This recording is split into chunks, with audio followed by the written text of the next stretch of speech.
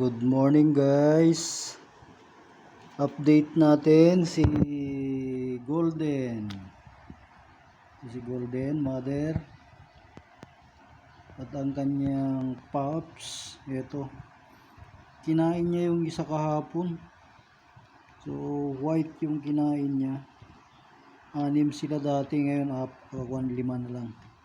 Pero healthy naman sila. Malalaki na, kinain pa. Siguro may nabasa kasi ako, pag may sakit yung anak, tinutuluyan na niya, kakainin niya, dagdag din sa kanyang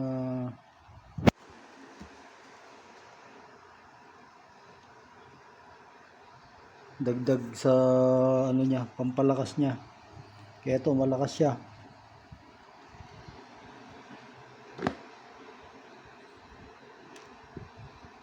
Thank you for watching.